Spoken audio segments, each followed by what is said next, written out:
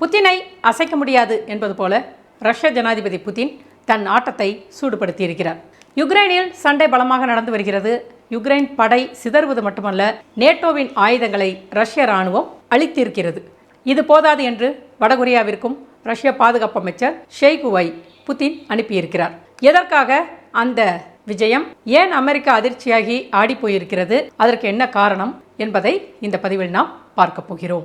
வணக்கம், super info எலிட்ஸ்களுக்கு சிறப்பு வணக்கம். புதின் சுறுசுறுப்பாகி இருக்கிறார். இது புதினே கிடையாது, பாடி டபுள் என்றெல்லாம் சொல்லப்பட்டாலும் புதினின் சொந்த ஊரான செயின்ட் பீட்டர்ஸ்பர்க்கில் ஆப்பிரிக்க நாடுகளுடன் 2 நாள் உச்சி மாநாட்டை நடத்தி கொண்டிருக்கிறார். இது அவருக்கான ஒரு ஆசிட் டெஸ்ட் அப்படின்னு சொல்றாங்க. எதற்காக அப்படி சொல்றாங்க அப்படின்னு பார்க்கும்போது, சர்வதேச தனிமைப்படுத்தப்பட்ட போதிலும் தனக்கான ஆதரவை உலக நாடுகளிடம் தக்க வைத்துக் கொண்டார் என்பதை காட்டும் ஒன்றாக இந்த உச்சி மாநாடு இருக்கிறது. இந்த மாநாட்டில் புதின் நேற்று வியாழன் அன்று 6 ஏழை ஆப்பிரிக்க நாடுகளுக்கு இலவச தானியங்களை அனுப்புவதாக உறுதி கூறினார். இது கொஞ்சம் ஆச்சரியம்தான். ஏனென்றால் ரஷ்யா கடந்த வாரம் யுக்ரைனுடனான ஒரு தானிய ஒப்பந்தத்தை நீட்டிக்க மறுத்தது. அந்த ஒப்பந்தத்தின் கீழ் யுக்ரைனிய தானிய ஏற்றுமதிகள் சுமார் 33 மில்லியன் டன் தானியங்கள் கருங்கடல் வழியாக ஆப்பிரிக்கா உட்பட உலக சந்தைகளை சென்றடைந்தது. உணவு விலைகள் மீதான அழுத்தத்தை அது குறைத்தது. யுக்ரைன் தானிய ஏற்றுமதி ஒப்பந்தத்தில் இருந்து விலகிய சில நாட்களுக்கு பிறகு புதின் இப்போது ஆப்பிரிக்க நாடுகளான பர்கினோ பூஷா, ஜிம்பாவே, மாலி, சொமாலியா, மத்திய ஆப்பிரிக்க குடியரசு, எரித்ரியா ஆகிய நாடுகளுக்கு 25,000 முதல் 50,000 டன் தானியங்களை இலவசமாக வழங்குவதை உறுதி செய்ய முடியும் என்று கூறியிருக்கிறார். ரஷ்யா ஆப்பிரிக்கா உச்சி மாநாட்டில் தென்னாப்பிரிக்க ஜனாதிபதி சிரில் ராமபோசா உட்பட 17 ஆப்பிரிக்க தலைவர்கள் கலந்து கொள்வார்கள் என்று சொல்லப்படுகிறது. மேற்கத்திய நாடுகள் ஆப்பிரிக்க நாடுகளை உச்சி மாநாட்டில் பங்கேற்க விடாமல் தடுக்க முயற்சிப்பதாக ரஷ்யா குற்றம் சாட்டியிருக்கிறது. இதே போல ஒரு சந்திப்பை 2019 தெற்கு ரஷ்யாவின் சோச்சியில் புதின் அவர்கள் நடத்தினார். அது தொடக்க விழாவாக இருந்தது. இந்த உச்சி மாநாடு 2வது முறையாக நடக்கிறது. ரஷ்யாவோட வாக்னர் கூலிப்படை ஆப்பிரிக்காவில் பாதுகாப்பு துறையில் ஒரு முக்கிய பங்காளியாக இருந்து வருகிறது. ஆனால் கடந்த மாதம் ரஷ்யாவின் இராணுவ தலைமைக்கு எதிரான வாக்னரின் கலகம் ஆப்பிரிக்க கண்டத்தில் அந்த குழுவின் செயல்பாடுகளின் எதிர்காலத்தில் சந்தேகத்தை ஏற்படுத்தி இருக்கிறது.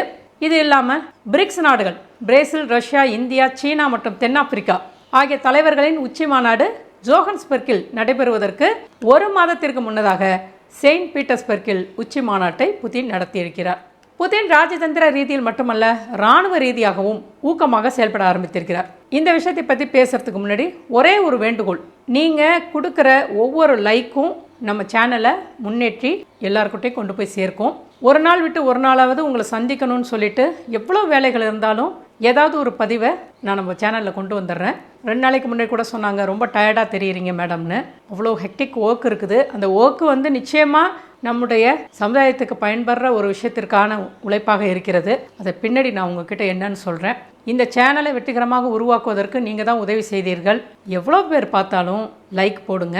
ஒரு அறம் சார்ந்த சேனலை நடத்துகிற உங்கள் சகோதரிக்கு உங்களுடைய ஒரு லைக்குங்கிறது இந்த சேனல் வளர்கிறதுக்கு நிறைய உதவியாக இருக்கும். புதின் அப்படின்னா இராணுவ ரீதியாக ஊக்கமாக செயல்பட ஆரம்பித்திருக்கிறார் அப்படின்னு பார்க்கும்போது, தென்கிழக்கு யுக்ரைனில் நேற்று வியாழன் என்று கடுமையாக சண்டை மூண்டது. யுக்ரைனும் ஒரு பெரிய உந்துதலை தொடங்கி இருக்கிறது. புதின் என்ன சொன்னாரு? பகைமை கணிசமாக தீவிரமடைந்திருக்கிறது என்று கூறியிருக்கிறார். 17 மாதங்களுக்கு முன்பு படையெடுத்த ரஷ்ய படைகளுக்கு எதிராக மேற்கத்திய நாடுகள் வழங்கிய ஆயுதங்கள் மற்றும் மேற்கத்திய பயிற்சி பெற்ற துருப்புகளுடன் யுக்ரைன் எதிர்த்தாக்குதலை நடத்தியதால் சமீபத்திய வாரங்களில் 1500 கிலோமீட்டர் முன்வரிசையில் பல புள்ளிகளில் போர்கள் நடந்து வருகிறது.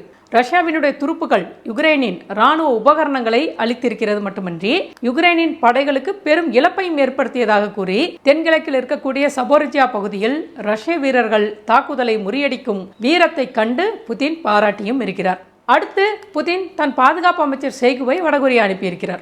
2 காரணங்களுக்காக ஷொய்கு வந்திருக்கிறார். முதல் காரணம், கொரிய போர் முடிவடைந்ததின் 70வது ஆண்டு நிறைவை கொண்டாட ஷொய்கு வடகொரியாவில் விஜயம் செய்திருக்கிறார். ஜூன் 1950 தெற்கில் வடகொரியா நடத்திய திடீர் தாக்குதலில் கொரிய போர் மூண்டது. சீன துருப்புகள் மற்றும் அப்போதைய சோவியத் விமானப்படை வடக்கு கொரியாவை ஆதரித்தது. தென்கொரியா, அமெரிக்கா, ஐக்கிய நாடுகள் சபையின் வழிகாட்டுதலின் கீழ் பல்வேறு நாடுகளின் துருப்புகள் தென்கொரியாவிற்காக போரிட்டார்கள். இந்த போரின் 70வது நிறைவு விழாவைத்தான் வடகொரியா கொண்டாடுகிறது. சீனாவும் ரஷ்யாவும் வடகொரியாவுடன் கைகோர்த்து நின்று மகிழ்ந்திருக்கிறது. வடகொரிய தலைவர் கிம் ஜாங் உன் ரஷ்ய பாதுகாப்பு அமைச்சர் செர்ஜி ஷோய்குவை சந்தித்து ராணுவ பிரச்சனைகள் மற்றும் பிராந்திய பாதுகாப்பு சூழல் குறித்து விவாதித்ததாக வடகொரிய அரசு ஊடகம் கூறியது. இந்த சந்திப்பின் போது ஷோய்கு ரஷ்ய ஜனாதிபதி விளாடிமிர் புதின் கையெழுத்திட்ட ஒரு கடிதத்தை கிம்மிடம் கொடுத்திருக்கிறார்.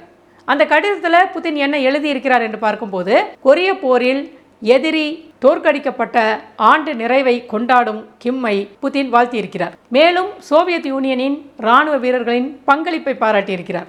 குறிப்பாக வடக்கின் பக்கத்தில் போராடிய விமானிகள் மேற்கத்திய நாடுகளை எதிர்கொள்வதில் ரஷ்யாவிற்கும் வடகொரியாவிற்கும் இடையிலான நல்லுறவுக்கு அனுபவ அடித்தளமிட்டதாக புதின் கூறியிருக்கிறார். யுக்ரைனுடனான மோதலில் ரஷ்யாவிற்கு வடகொரியாவின் ஆதரவை குறிப்பிட்டிருக்கிறார்.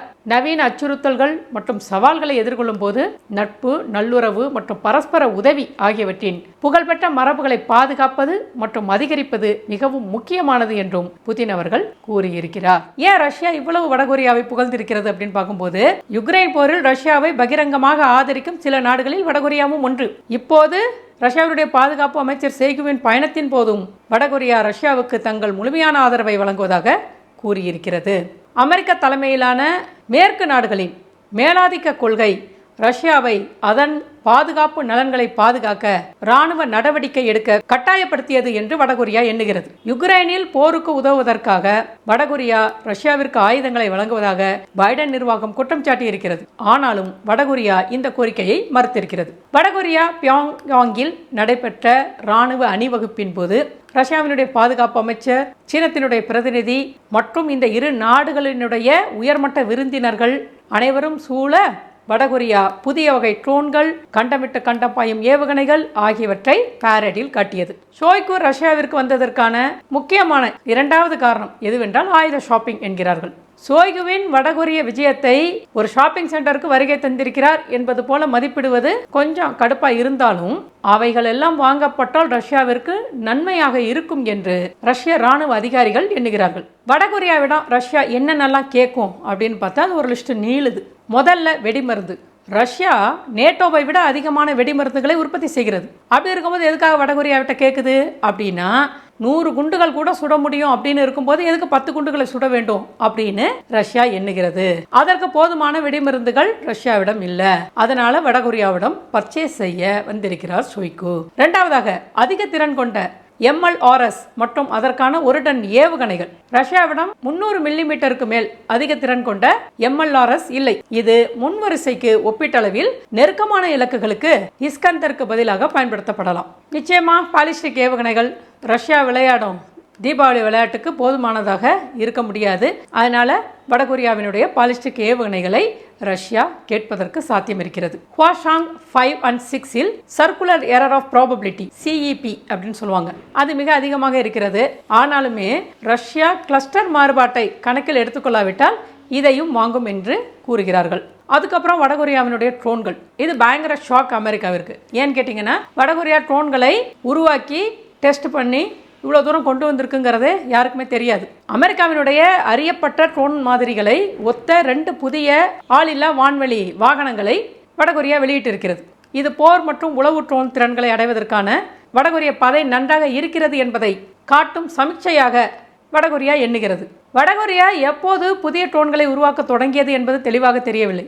ஆனால் ஜனவரி 2021 கட்சி மாநாட்டிற்கு பிறகு இது வெளிவருகிறது. MQ-9 ட்ரோன்கள் ஒரே நேரத்தில் மறுபரிசீலனை செய்யும் தாக்குதல் செய்யும். வடகொரியாவின் MQ-9 பிரதிகளை பார்த்தால் ஒரு ரெக்கைக்கு 3 ஆயுத நிலையங்கள் இருக்கிறது. இன்னொரு ரெக்கையில் இன்னொரு 3 ஆயுத நிலையம். மொத்தம் 6 ஆயுதங்களை கொண்டு அது இருக்கிறது. இது அமெரிக்க ஹெல்ஃபயர் ஏவுகணைகளை போன்ற ஏவுகணைகளை கொண்டிருக்கிறது. MQ-9 அமெரிக்க பதிப்பு ஒப்பிடுகையில் ஒரு ரெக்கைக்கு 2 தான் வைத்திருக்கிறது. மொத்தம் அது 4 ஆயுத நிலையங்களை கொண்டிருக்கிறது. வடகொரியாவினுடைய பதிப்பு அசல் அமெரிக்க MQ-9களை விட அதிக ஆயுதம் கொண்டதாக தெரிகிறது. மற்ற இன்னொரு மாடல் அமெரிக்க விமானப்படை RQ-4A குளோபல் ஹேக்கை ஒத்திருக்கிறது. ட்ரோன்களை பறக்கவிட்டு வடகொரியா அமெரிக்காவை அதிர்ச்சியில் தள்ளி இருக்கிறது என்று தான் நம்ம சொல்ல வேணும். இப்படி அமெரிக்காவினுடைய ட்ரோன்களை போலவே வடகொரியா உண்டாக்க முடிந்தது என்றால் வடகொரியாவும் ஹேக்கிங்கில் ரொம்ப கெட்டிக்காரர்கள். அவர்களுக்கு இதெல்லாம் ரொம்ப சாதாரணமான விஷயம். இன்னும் சொல்லப்போனால் வடகொரியா இயங்குவதே சீனத்தினுடைய கட்டுப்பாட்டிலும் சப்போர்ட்லையும் தான் இயங்குகிறது. சீனா இந்தியாவை எதிர்ப்பதற்கு பாகிஸ்தானை எப்படி உருவாக்கி வைத்திருக்கிறதோ அதே போல் அமெரிக்காவை எதிர்ப்பதற்கு உருவாக்கிய ஒரு நாடு, சப்போர்ட் செய்கிற நாடு வடகொரியா அப்படின்னு நம்ம வச்சுக்கலாம். அந்த ட்ரோன்களை வடகொரியா ஒரு நடமாடும் நிலையில் வைக்க முடியும். வடகொரியாவின் தெற்கு பகுதிக்கு அருகில் டிஎம்எஸ்னா டிமிலிட்டரைசேஷன் ஜோன், அதற்கு அருகே கண்காணிப்பிற்கு வைக்க முடியும். அதனால் தென்கொரியாவிலிருந்து நிறைய உளவுத்துறை தரவுகளை சேகரிக்க வாய்ப்பளிக்கும். இந்த ட்ரோன்களை ஈரானை போலவே ரஷ்யாவிற்கு வடகொரியா கொடுக்க முடியும். கொடுத்து மேற்கு நாடுகளினுடைய ஏர் டிஃபென்ஸுக்கு மற்றும் ஏர்லி வார்னிங் சிஸ்டமுக்கு எதிராக அது எப்படி வேலை செய்கிறது என்பதை சோதிக்க முடியும். அதனால் நிச்சயமாக ரஷ்யாவிற்கு ட்ரோன்கள் வரும் அப்படின்னு தெரிகிறது. ஈரான் இப்போது நேட்டோவுக்கு எதிராக தன் ட்ரோனை யுக்ரைனில் ரஷ்யா மூலம் சோதித்து விட்டது. ஈரானே நம்ப முடியாத அளவிற்கு நன்றாக ட்ரோன்கள் வேலை செய்திருக்கிறது. அவர்கள் உண்மையில் ஒரு குளோபல் ஹேக் மற்றும் ஒரு ரீப்பரை கொண்டிருக்கிறார்கள். அதுபோலவே வடகொரியாவும் செய்வதற்கு தயார் என்று தெரிகிறது. The next generation light anti tank weapon, தொட்டி எதிர்ப்பு ஆயுதத்தை வடகொரியா வைத்திருக்கிறது. பிரிட்டனின் ஜாவ்லினை விட குறைந்தபட்ச வரம்பை கொண்டிருக்கிறது.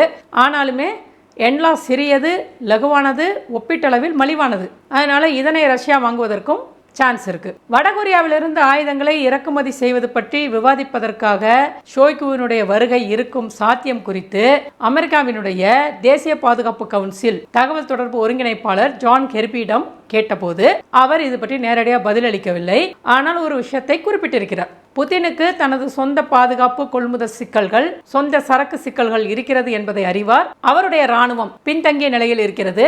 அவர் அதை உயர்த்த முயற்சிக்கிறார். புதின் ஆதரவுக்காக மற்ற நாடுகளை அணுகுவது தெளிவாக இருக்கிறது என்று கூறியிருக்கிறார். ரஷ்யாவுடன் ஆயுத பரிவர்த்தனைகளில் ஈடுபடுவதை வடகொரியா மறுத்திருக்கிறது. ஆனால் கடந்த நவம்பர் மாதம் வடகொரியா ராக்கெட்டுகள் மற்றும் ஏவுகணைகள் உள்ளிட்ட ஆயுதங்களை ரஷ்யாவிற்கு அனுப்பியதாக வெள்ளை மாளிகை தெரிவித்திருக்கிறது. பிராந்திய செல்வாக்கு மற்றும் யுக்ரைனில் இருக்கக்கூடிய போரின் காரணமாக சீனா மற்றும் ரஷ்யாவுடனான அமெரிக்க மோதல்களை கணக்கில் எடுத்துக்கொண்டு வடகொரியா ராஜதந்திர தனிமையில் இருந்து வெளியேறுவதற்கு அமெரிக்காவிற்கு எதிரான ஒரு ஐக்கிய முன்னணியில் நுழைவதற்கான ஒரு வாய்ப்பாக இதனை காண்கிறது. வடகொரியாவுக்கான சீன பிரதிநிதிகள் குழுவிற்கு சீனாவின் ஆளும் கம்யூனிஸ்ட் கட்சியின் பொலிட் பியூரோ உறுப்பினரான குவாங் ஜோங் தலைமை தாங்கி வந்திருக்கிறார். இராணுவ அணிவகுப்பில் ஷோய்குவும் லீயுடனும் கிம் மைய அரங்கை பகிர்ந்து கொண்டது என்பது அவர் தனது நாட்டு மக்களுக்கு காட்டக்கூடிய ஒரு முக்கிய சாதனையாகவும் இருக்கிறது. அதே நேரத்தில் அமெரிக்காவை எதிர்க்கும் அறிக்கையாகவும் இருக்கிறது என்று அரசியல் ஆய்வாளர்கள் கருதுகிறார்கள். 2022ஆம் ஆண்டு முதல் வடகொரியா ஏவுகணை சோதனைகளை மேற்கொண்டு வருகிறது. அதன் மீது ஐநா பாதுகாப்பு கவுன்சிலில் தடைகளை வலுப்படுத்தும் அமெரிக்க முயற்சிகளை ரஷ்யாவும் சீனாவும் தடுத்து வருகிறது. அதனால வடகொரியா என்றென்றைக்கும் ரஷ்யாவிற்கும் சீனாவிற்கும் நண்பனாக இருக்கும். ரஷ்யா இவ்வளவு ஆயுதங்களை வடகொரியாவிலிருந்து பெறுவதற்கு முயற்சிக்கும் போது வடகொரியாவிற்கு ரஷ்யா என்ன தரப்போகிறது என்று பார்க்கும்போது அவர்களே இந்த அணு ஏவுகணையில் கொஞ்சம் திண்டாடிட்டு இருக்கிறாங்க. அதற்கு ரஷ்யா உதவி செய்ய முடியும் என்பது உலகத்திற்கு ஒரு கவலையை கொண்டு வருகிறது. இது இல்லாமல் விமானம் கொடுக்கலாம், போட்ஸ் அப்படின்னு சொல்லக்கூடிய அண்டர்சி போட்ஸ் கொடுக்கலாம், கப்பல் எதிர்ப்பு ஏவுகணைகள், உற்பத்தி செயின்களை அமைக்கலாம், வான் பாதுகாப்பு சொத்துக்களை கொடுக்கலாம். இது போல பலவற்றை ரஷ்யா செய்ய முடியும்.